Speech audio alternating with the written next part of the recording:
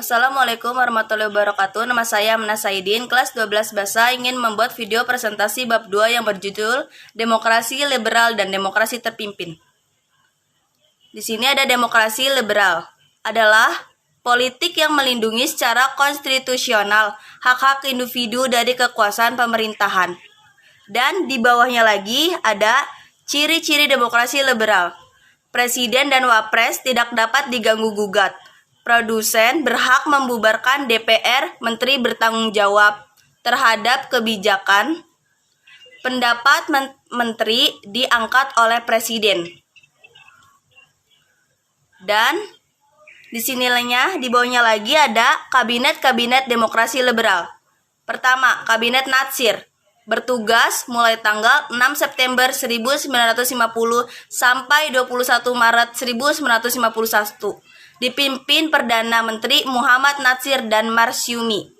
Program pokok kabinet ini adalah mengupayakan keteragaman dan keamanan, konsolidaritas dan penyempurnaan struktur pemerintahan, penyempurnaan organisasi angkatan bersenjata, penguatan ekonomi rakyat, penyelesaian masalah Irian Barat.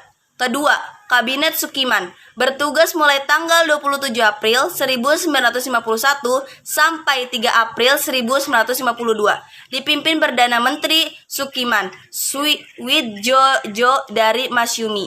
Program pokok kabinet ini adalah menjamin keteragaman dan keamanan, mengupayakan kemakmuran rakyat, memperbarui hukum agraria untuk kepentingan petani, mempersiapkan pemilihan umum, menjalankan politik luar negeri bebas aktif, mengembalikan Irian Barat dan dalam wilayah Republik Indonesia secepatnya, menyiapkan undang-undang tentang pengakuan serikat pekerjaan, perjanjian kerjasama, penentuan upah minimum, dan penyelesaian perselisihan buruh.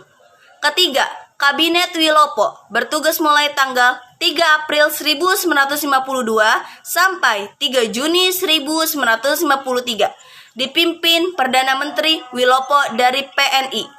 Program kerja kabinet ini adalah menyelenggarakan pemilihan umum untuk memilih konstitusi DPR dan DPRS, peningkatan kemakmuran rakyat, peningkatan pendidikan rakyat, pemulihan keamanan.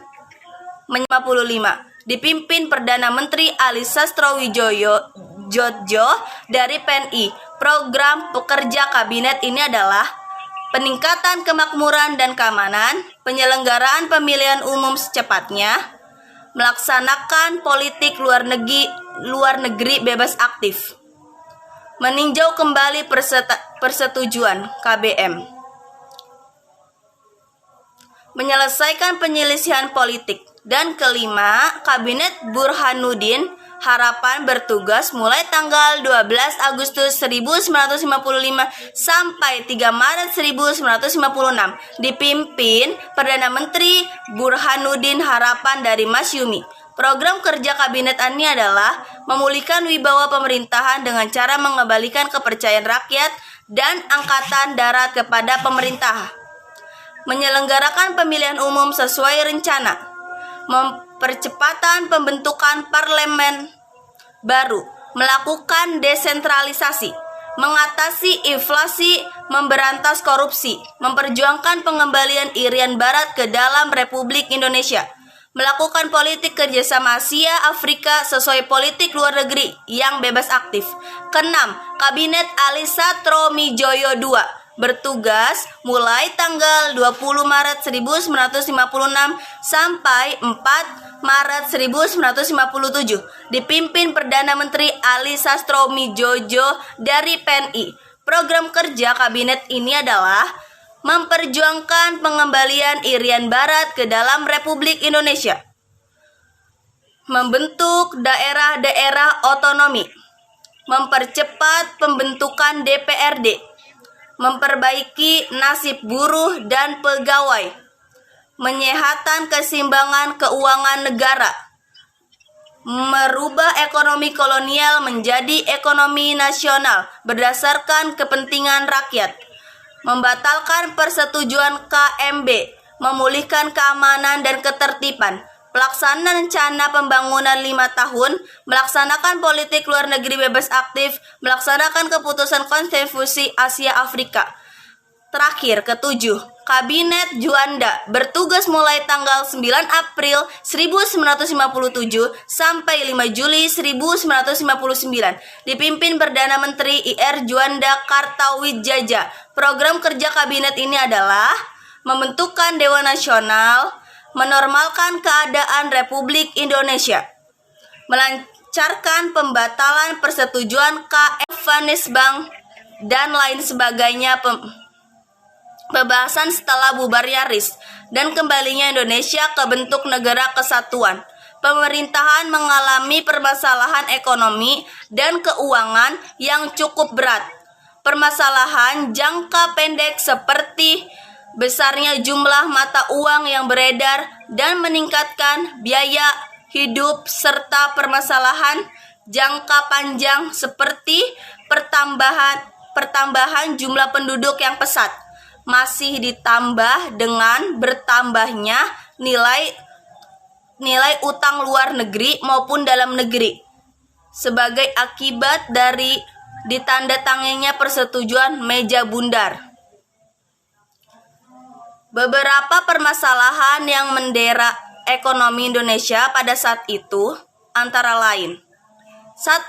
Hutang luar negeri sebesar 1,5 triliun rupiah dan hutang dalam negeri sebesar 2,8 triliun rupiah yang harus ditanggung Indonesia sebagai hasil dari konferensi meja bundar atau KMB. 2. Defisit sebesar 5,1 miliar rupiah yang harus ditanggung pemerintah. 3.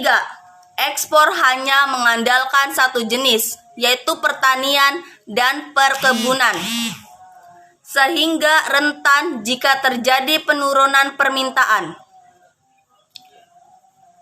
4. Politik keuangan Indonesia yang merupakan warisan pemerintahan Belanda. 5. Situasi keamanan yang tidak menentukan dengan banyaknya pemberontakan di daerah membuat pengeluaran keamanan dan militer meningkat. 6.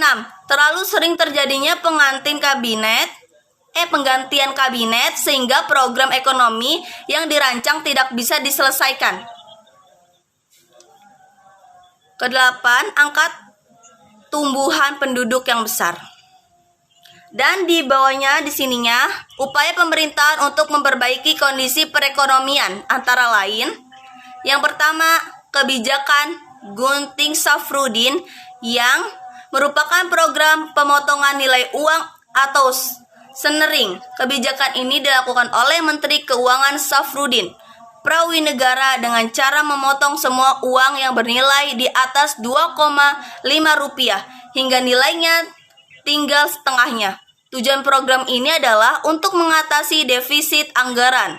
Program ini dapat mengurangi jumlah. Program ini dilakukan pada masa pemerintahan Kabinet Natsir yang diinisiasi oleh Sumitro de Djohardikusumo yang merupakan Menteri Perdagangan. Inti kebijakan ini adalah membantu pengusaha pribumi dengan bantuan kredit dan kesepakatan dari pemerintahan. Nasionalisasi The Javaanse Bank menjadi Bank Indonesia pada tanggal 15 Desember 1951. 4. Sistem ekonomi Alibaba bertujuan untuk memajukan pengusahaan pribumi Ali dengan cara bekerja sama dengan pengusaha non-pribumi Baba. 5. Persaingan finansial ekonomi atau FINEK yang merupakan beberapa keputusan ekonomi yang dilaksanakan sepihak oleh Indonesia karena tidak disetujui oleh Belanda. 6. Rencana Pembangunan 5 tahun atau RPLT yang disusun oleh Biro Perancangan Negara dipimpin oleh IR Juanda sebagai Menteri Perancangan Negara. Biro ini berhasil menyusun RPLT yang dirancang untuk dilaksanakan dalam periode 1956-1961. Yang ketujuh, Musyawarah Nasional Pembangunan untuk menghasilkan rencana pembangunan menyeluruhkan untuk jangka panjang. Hal ini juga sekalipun untuk sementara menyelesaikan ketegangan yang terjadi antara pusat dan daerah akibat dari ketimpangan pembangunan ekonomi pusat dengan daerah. Dan di bawahnya lagi ada faktor mengembangkan perbedaan ekonomi terdesak. Inflasi yang sangat tinggi, adanya blokade ekonomi oleh Belanda, kas negara kosong, pajak dan biaya masuk sangat berkurang, beragamnya mata uang yang beredar, banyaknya pengangguran, infrastruktur yang rusak. Dan di bawahnya di sini ada lagi kebijakan pemerintahan untuk mengatasi masalah ekonomi masa liberal.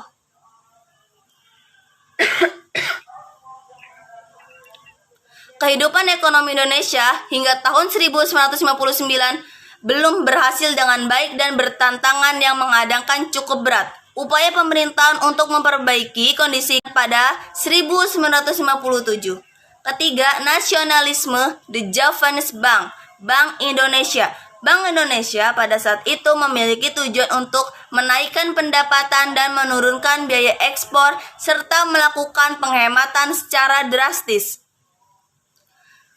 Sistem ekonomi Alibaba. Sistem ekonomi Alibaba diterapkan pada Kabinet Ali Sastrowijoyo I oleh Mr. Ishak Kongstrodisurio sebagai Menteri Perekonomiannya. Sistem ini dilakukan dengan tujuan perbaikan ekonomi dan peningkatan perekonomian masyarakat Indonesia. Persaingan finansial ekonomi atau FINEK dilakukan pada masa Kabinet Burhanuddin Harapan. Misi ini dilakukan oleh anak Agung Gede Agung dengan tujuan melepaskan diri dari keterikatan ekonomi Belanda. Rencana Pembangunan 5 tahun atau RPLT dilakukan pada masa Kabinet Ali Sastrowijoyo II dengan tujuan merancang pembangunan jangka panjang. Sampai saat ini masih sering dilakukan sidang untuk membuat RPLT ini. Musyawarah Nasional Membangun dilakukan pada masa Kabinet Juanda dengan tujuan untuk mengubah rencana pembangunan agar dapat dihasilkan rencana pembangunan yang lebih menyeluruh untuk jangka panjang.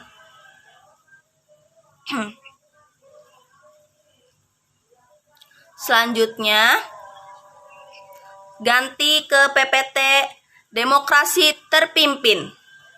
Demokrasi terpimpin merupakan sebuah sistem yang pernah menggantikan sistem demokrasi liberal di Indonesia pada tahun 1959 hingga tahun 1966. Demokrasi ini merupakan sistem demokrasi di mana segala kebijakan dan keputusan berpatokan pada pemimpinan negara. Tercetusnya demokrasi terpimpin. Ini melatar belakangi di sebelah sini ya. Pertama, pembentukan 40 partai hasil dari maklumat Wakil Presiden I.S. Soekarno dengan tujuan menyuburkan sistem demokrasi Indonesia. Namun yang terjadi justru memperparah kepemerintahan Indonesia kala itu. Kabinet yang berbentuk pun tidak ada yang mampu berdiri lebih dari 2 tahun. Banyaknya gerakan-gerakan untuk memisahkan suatu di wilayah menjadi negara sendiri yang berdaulatan atau gerakan separatis yang mengakibatkan negara menjadi sangat tidak stabil. Keempat, gagalnya konstituat dalam menyusun Undang-Undang Dasar baru guna menggantikan Undang-Undang Dasar sementara 1950. Hingga akhir Presiden I.S. Soekarno memutuskan untuk mengeluarkan Dekret Presiden 5 Juli 1950. Dekret ada di bawah sini ya. Dekret undang-undangnya dasar itu memperlakukan kembali Undang-Undang Dasar 1945.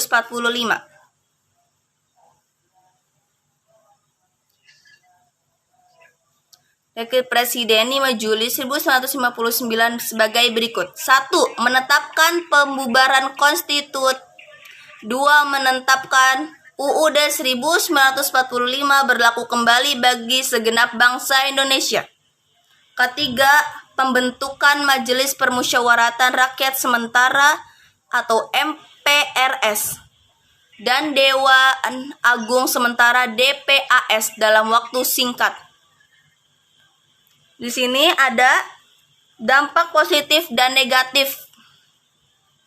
Dampak positif menyelamatkan negara dari perpecahan dan krisis politik berkepanjangan, memberikan pedoman yang jelas yaitu UUD 1945 bagi keberlangsungan negara. Dampak negatif, UUD 1945 tidak dilaksanakan secara murni dan konsekuen dan pelaksanaannya hanya menjadi slogan-slogan kosong belaka.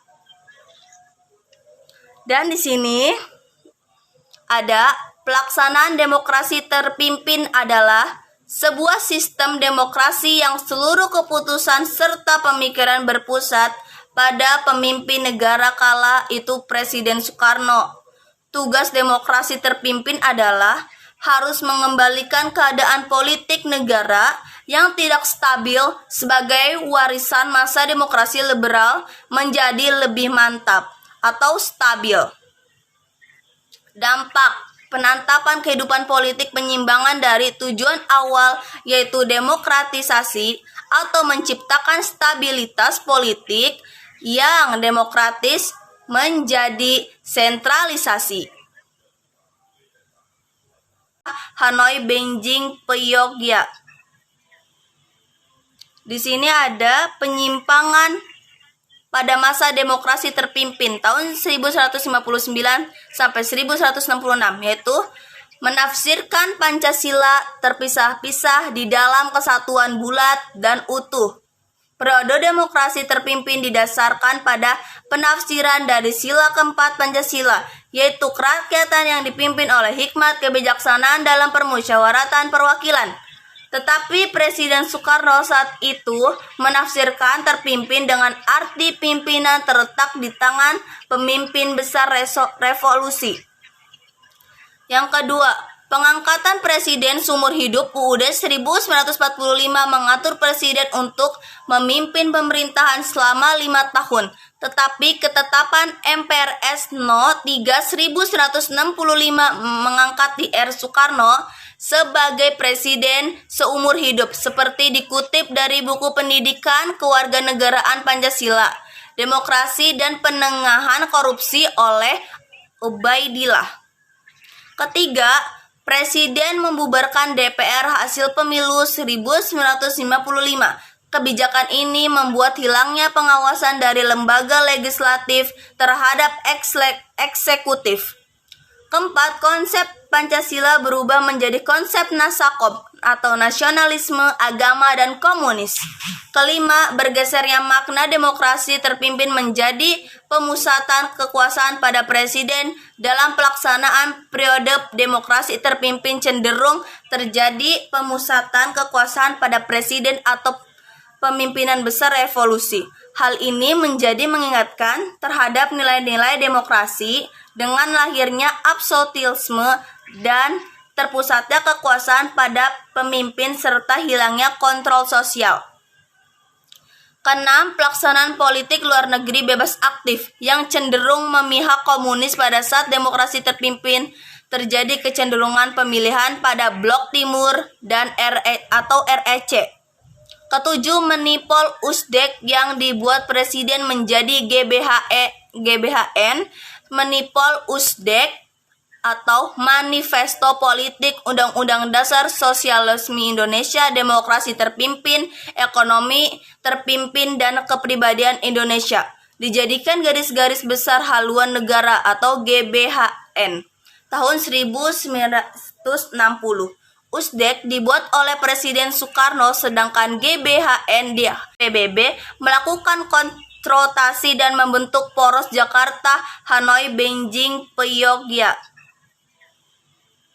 Di sini ada penyimpangan pada masa demokrasi terpimpin tahun 1159 sampai 1166, yaitu menafsirkan Pancasila terpisah-pisah di dalam kesatuan bulat dan utuh. Periode demokrasi terpimpin didasarkan pada penafsiran dari sila keempat Pancasila, yaitu kerakyatan yang dipimpin oleh hikmat kebijaksanaan dalam permusyawaratan perwakilan. Tetapi Presiden Soekarno saat itu menafsirkan terpimpin dengan arti pimpinan terletak di tangan pemimpin besar revolusi. Yang kedua, pengangkatan presiden seumur hidup UUD 1945 mengatur presiden untuk memimpin pemerintahan selama 5 tahun. Tetapi ketetapan MPRS No. 3/1165 mengangkat Dr. Soekarno sebagai presiden seumur hidup, seperti dikutip dari buku Pendidikan Kewarganegaraan Pancasila, Demokrasi dan Penengahan Korupsi oleh Ubaidillah. Ketiga, Presiden membubarkan DPR hasil pemilu 1955. Kebijakan ini membuat hilangnya pengawasan dari lembaga legislatif terhadap eksekutif. Keempat, konsep Pancasila berubah menjadi konsep Nasakom atau nasionalisme, agama, dan komunis. Kelima, bergesernya makna demokrasi terpimpin menjadi pemusatan kekuasaan pada presiden. Dalam pelaksanaan periode demokrasi terpimpin cenderung terjadi pemusatan kekuasaan pada presiden atau pemimpinan besar revolusi. Hal ini menjadi mengingatkan terhadap nilai-nilai demokrasi dengan lahirnya absolutisme dan terpusatnya kekuasaan pada pemimpin serta hilangnya kontrol sosial. Keenam, pelaksanaan politik luar negeri bebas aktif yang cenderung memihak komunis pada saat demokrasi terpimpin. Terjadi kecenderungan pemilihan pada Blok Timur dan REC. Ketujuh, menipol Usdek yang dibuat presiden menjadi GBHN.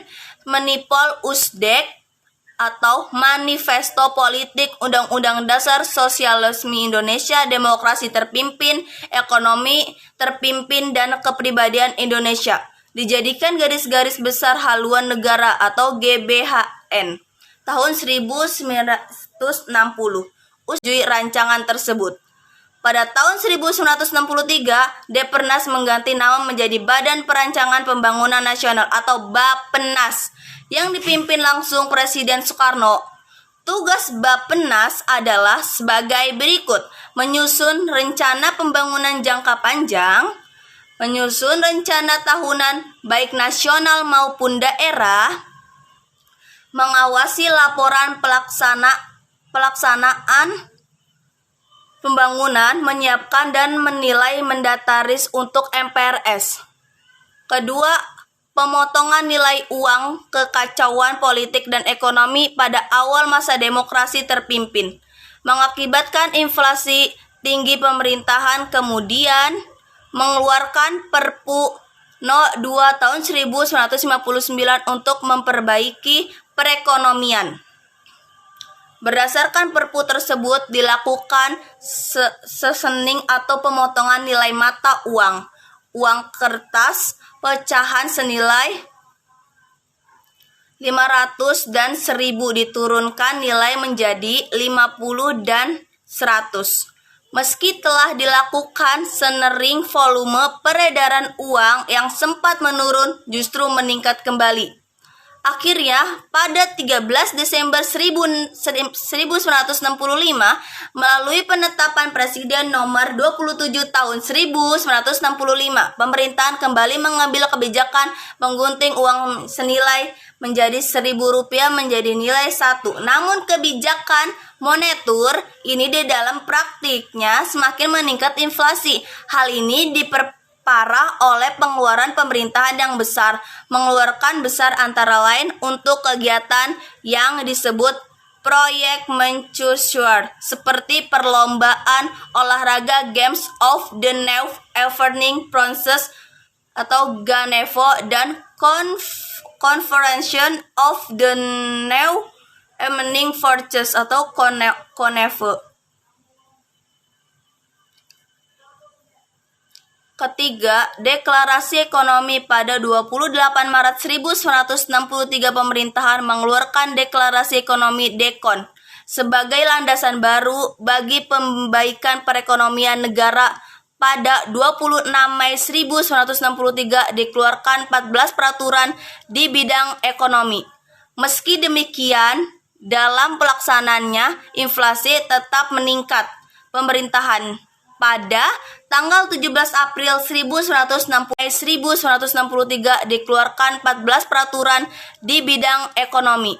Meski demikian, dalam pelaksanaannya inflasi tetap meningkat. Pemerintahan pada tanggal 17 April 1964 mengeluarkan 3 peraturan di bidang ekonomi. Namun, peraturan itu tetap tidak mampu meningkatkan perekonomian Indonesia. Akibatnya, kesulitan ekonomi semakin terasa pada masyarakat.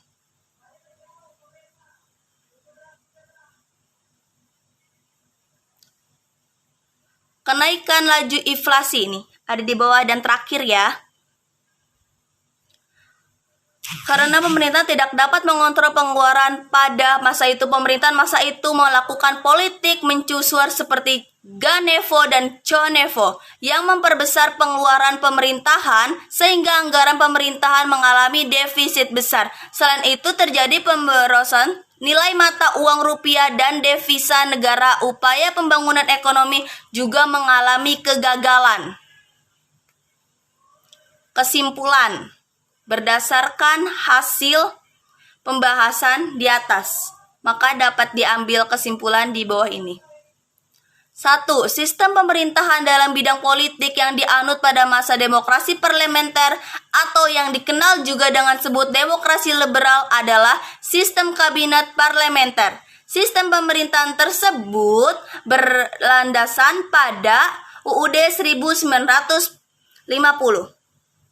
Undang-Undang Dasar Sementara Republik Indonesia tahun 1950. Kedua, sistem pemerintahan ini menerapkan bahwa kabinet atau para menteri bertanggung jawab kepada parlemen.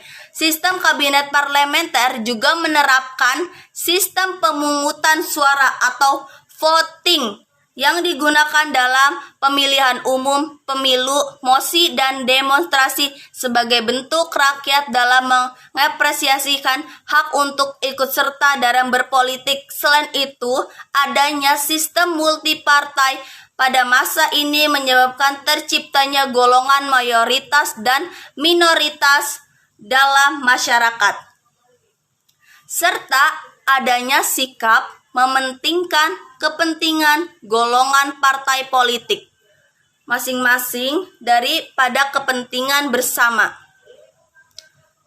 Sekian dari saya. Wassalamualaikum warahmatullahi wabarakatuh.